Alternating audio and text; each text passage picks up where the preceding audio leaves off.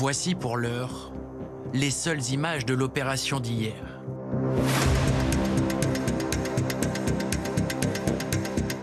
Des débris encore fumants, en pleine zone désertique. Selon Téhéran, ils seraient ceux d'appareils américains abattus par l'Iran.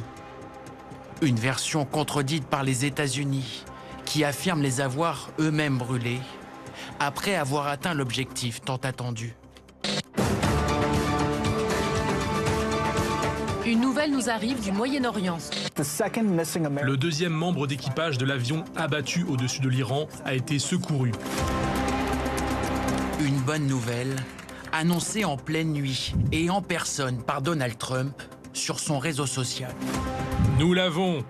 Les forces américaines ont réalisé l'une des opérations de recherche et de sauvetage les plus audacieuses de l'histoire des États-Unis. Le pilote est blessé, mais tout ira bien pour lui. L'épilogue d'une course contre la montre de 36 heures pour récupérer un soldat en plein cœur d'un territoire ennemi.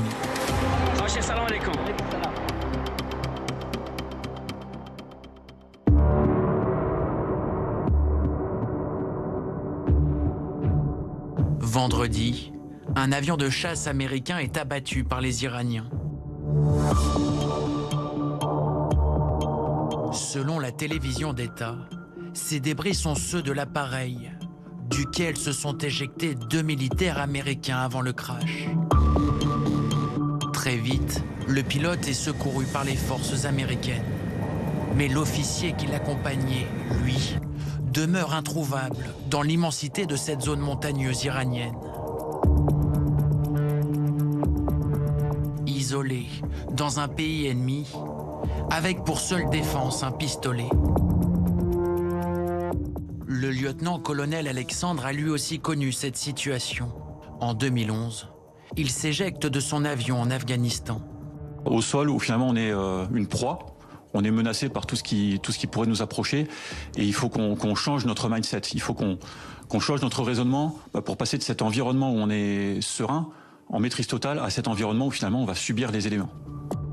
Subir sans perdre de temps. Pour ces militaires préparés à ces situations, les premières secondes sont cruciales. Le point de départ des recherches, ça va être cette zone de crash.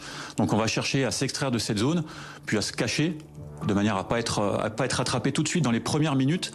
Et ensuite, on va passer sur une phase de survie un peu plus long terme.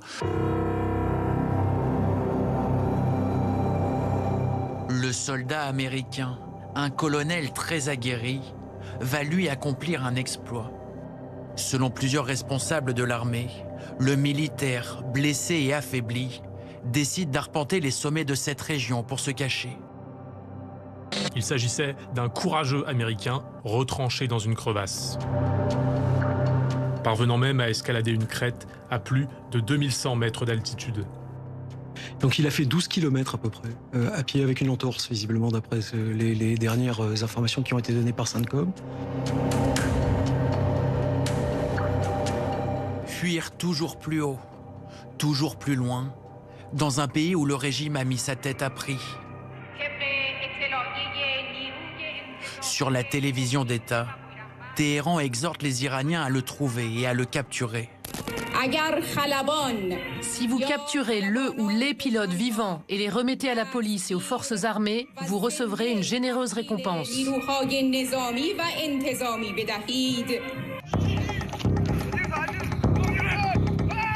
Débute alors une chasse à l'homme, celle de l'armée iranienne, mais aussi de ses civils, qui se filment armes à la main durant leurs recherches.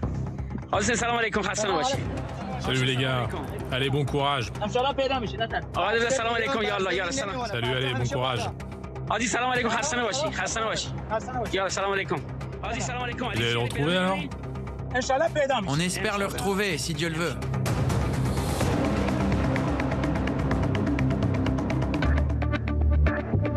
C'est alors que rentre en jeu la CIA, l'agence d'espionnage extérieur américaine. Pour ralentir les recherches et tromper les Iraniens, elle va utiliser une technique bien connue des services de renseignement.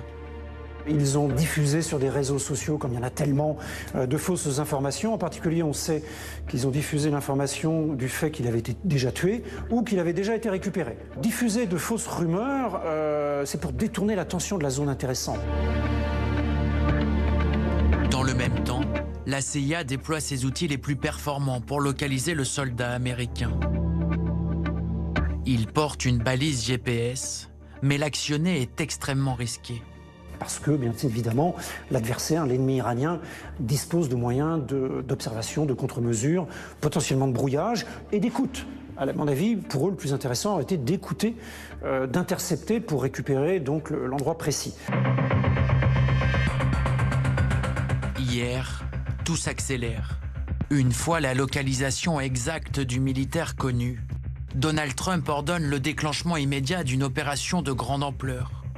Selon le président américain, une dizaine d'avions et d'hélicoptères, ainsi qu'une centaine d'hommes sont déployés pour exfiltrer le soldat. Cette mission extrêmement périlleuse aurait été confiée aux Navy SEALs, l'élite de l'armée américaine. Un entraînement particulier, un équipement particulier, une sélection des personnels, ça c'est la base. Et à partir de ça, on peut obtenir de forts effets avec des petits nombres. L'exemple que tout le monde connaît, c'est la capture et l'élimination de Ben Laden. Hier, leur opération de sauvetage est une nouvelle réussite.